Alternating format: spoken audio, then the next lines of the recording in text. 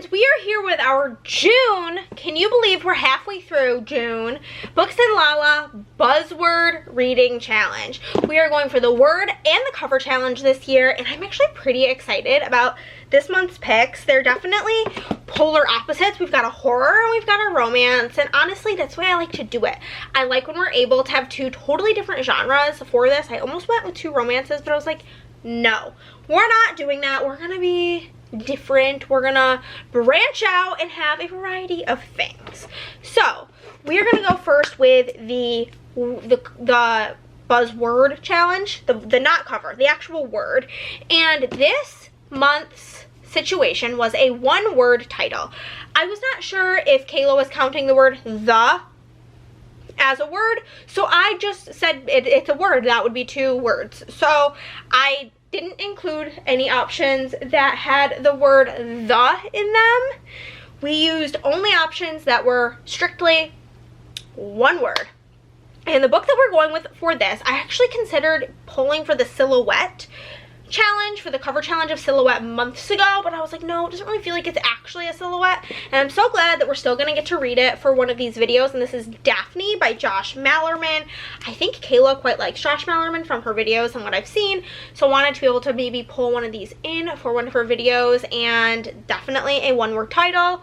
This is Daphne by Josh Malerman, and let's go into the description of this. This says, it is the last summer for Kit, it's the last summer for Kit Lamb, the last summer before college, the last summer with her high school basketball team and with her best friend, the last summer before her life begins. But on the eve of the big game, one of the other players tells a ghost story about Daphne, a girl who went to their school many years ago and died under mysterious circumstances. Some say that she was murdered, others say that she died by her own hand, and some say that Daphne is a murderer herself. They also say that Daphne is still out there, obsessed with rage, and will rematerialize to kill again. As her teammates begin to vanish one by one, Kit comes to suspect that their stories about Daphne are real, and to fear that her own mind is conjuring the killer. Now it's a race against the time as Kit searches for the truth behind the legend and then learns to face her own fears before the summer of her life becomes the last summer of her life. So got a little horror action, and then the cover challenge was wings. And after I already pulled out like my multiple books with birds on the cover, I was like, oh, butterflies could count too. We've already gone down the bird rabbit hole, and so I feel like this was kind of like a no-brainer for me, is birding with benefits. As you can see, there is a bird, birds have wings, bada bing bada boom. This is a bird watching romance, baby. This one says, Celeste is spreading her wings and saying yes to adventure after her divorce. So naturally, she agrees to pose as a stranger's girlfriend for the day. But quiet outdoorsman John just needs a partner for Tucson's biggest bird watching competition, where finishing on top could help his fledgling guide business get off the ground. The two agree to pair up for a 6-week contest, both as teammates and as a couple, and get their pestering friends off their backs about their single status.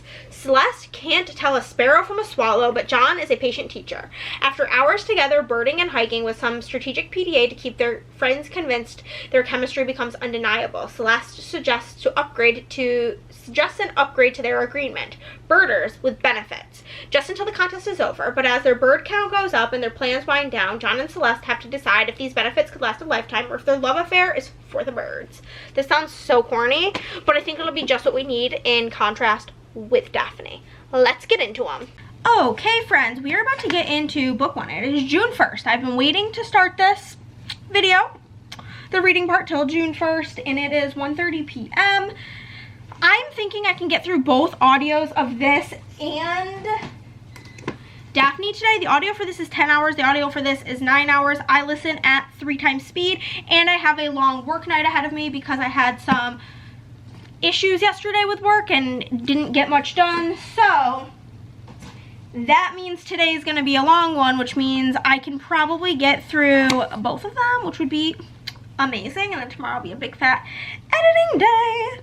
But we are going to hop into Birding with Benefits by Sarah T. Dubb. She just had a new book that just came out might be about butterflies. I don't know. It has like a girl with sunglasses on the cover. I'm interested in it. Cover's really cute. And I'm interested to read this. The thing that does unfortunately get me a little bit upset is that the male main character's name is John, which is my dad's name. I honestly don't come across it that often in books, which is kind of odd because I feel like it's a pretty like normal name. But, you know, I'm going to try to look past that. But we're going to get into this right after I finish lunch, which is beeping in the microwave right now.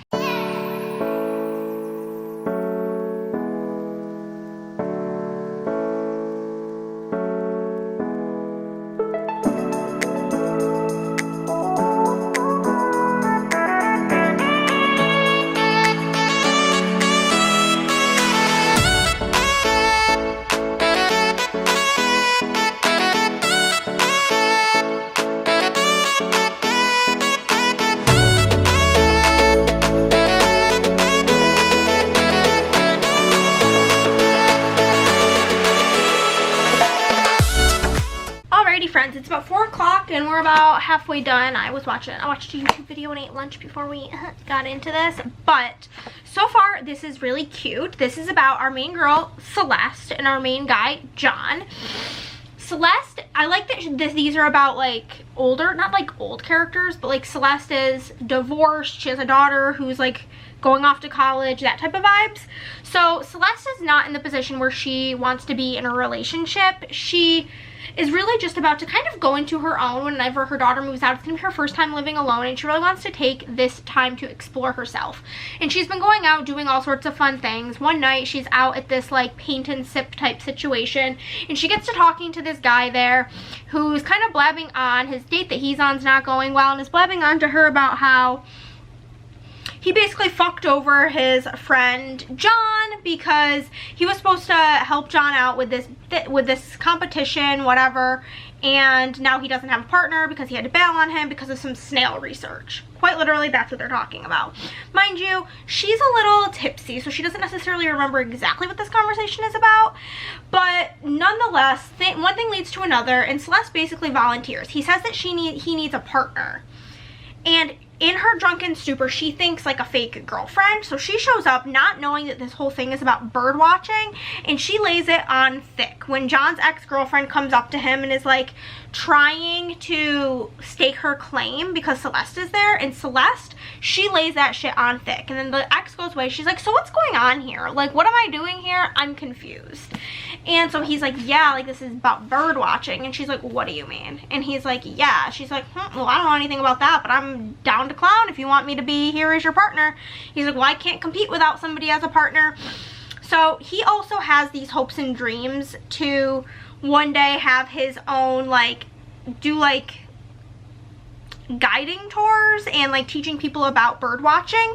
And so he kind of sees this as an opportunity to be like his first customer and to test out like his ability to teach people about bird watching. So they're really like bonding over these birds, but simultaneously she needs somebody to play her fake boyfriend to kind of get her coworkers off her back. She is a teacher, and they kind of just, they're like, oh, your daughter's going off to school, you're divorced, you need to get back out there kind of vibes. And she's honestly kind of annoyed by that because she's like, I don't need anybody, but whatever.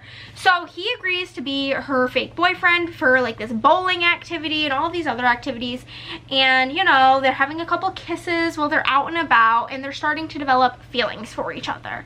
He is kind of like fine with that, like he has nothing against like having feelings for her, but she on the other hand does not want to date right now, so she is trying to put all this distance between them, but the chemistry is chemistrying and they just can't stay away. One thing that's really funny is she is like a teacher, and one of her friends slash co-workers at the school is also a teacher, and her friend's name is Maria, and then Maria's son's name is Javier, and they call him Javi.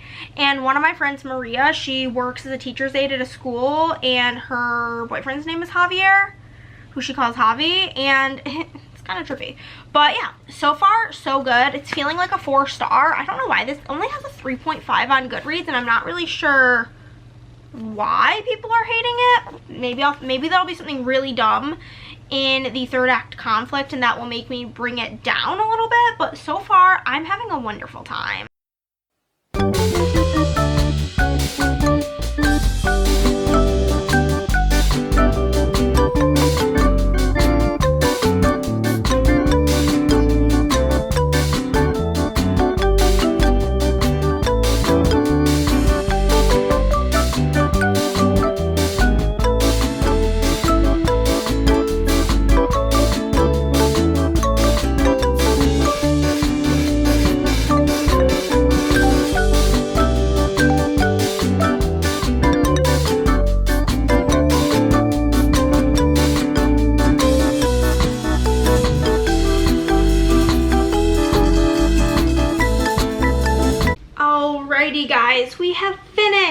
Birding with benefits. I can actively hear birds chirping, so they apparently were a big fan.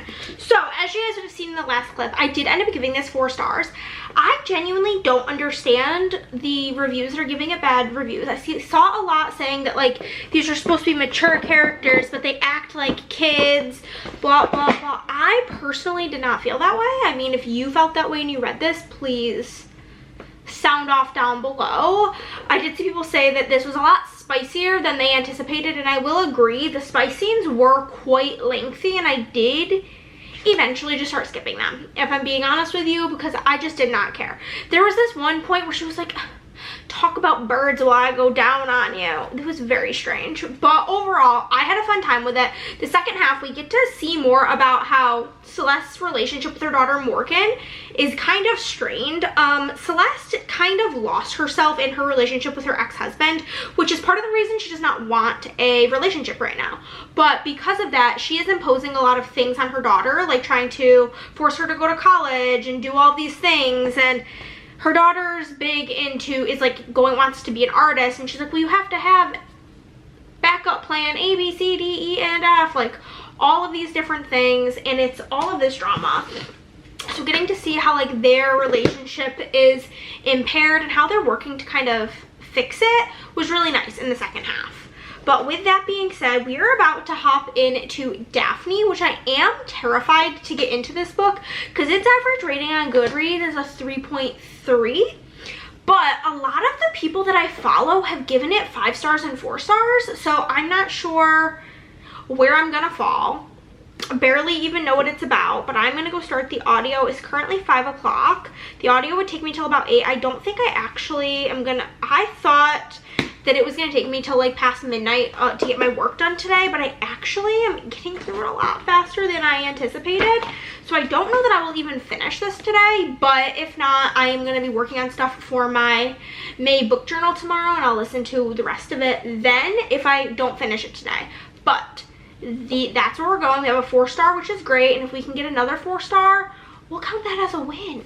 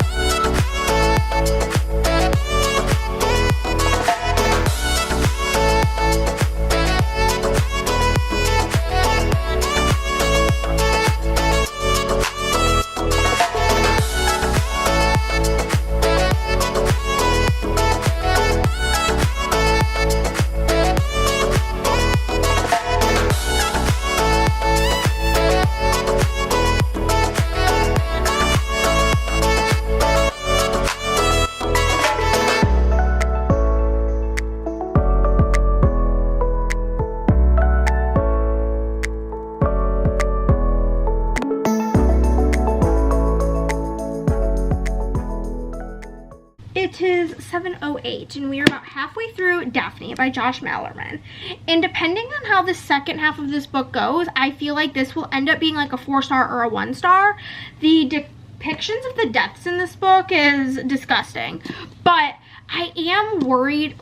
Let me get into it. So in this book, we are following mainly our main character, Kit. Kit is on the high school basketball team. And there is this like town legend of this girl, Daphne. She was on the basketball team. She was like 7, was she on the basketball team? She wasn't on the basketball team. She was like ruthlessly bullied by the basketball team. She was like 7 feet tall. This whole thing. She wears like a denim jacket, and these boys locked her in her garage and she died. And now, like, if you think about Daphne too much, she will come kill you.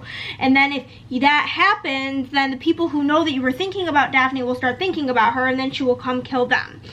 So one night the basketball team is kind of like bonding, and one of them tells the story about Daphne, because it's also something nobody talks about, because you can't think about Daphne or she'll come get you.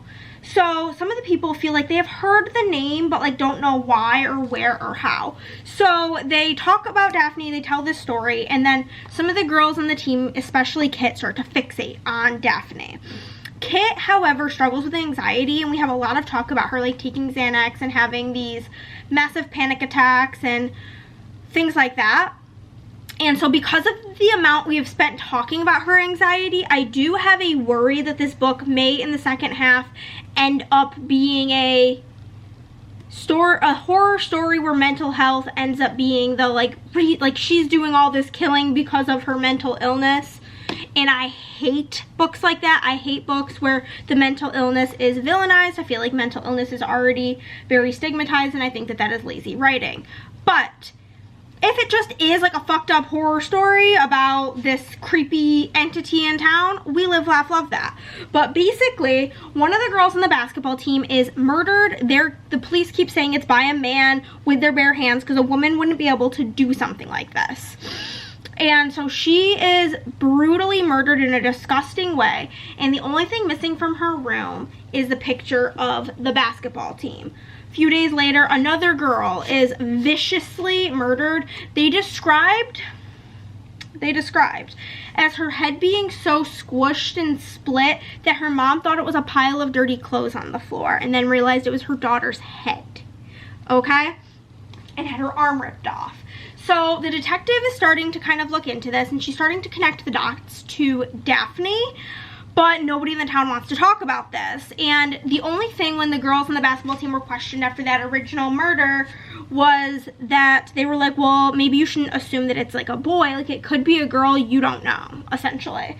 And she's like, I know what I'm talking about.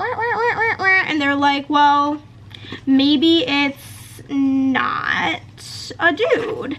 So I am interested to see if in the second half this ends up becoming about mental health, or if this is just a spooky, scary ghost story, which I would prefer. There's also this like repeated storyline of Kit calling 911 on herself while having a panic attack. So I don't really know what that's about, but so far I'm liking it. I'm not necessarily in the mood for a spooky story right now, but it's what we're listening to, and I'm hoping the rest of it goes well, but we shall see.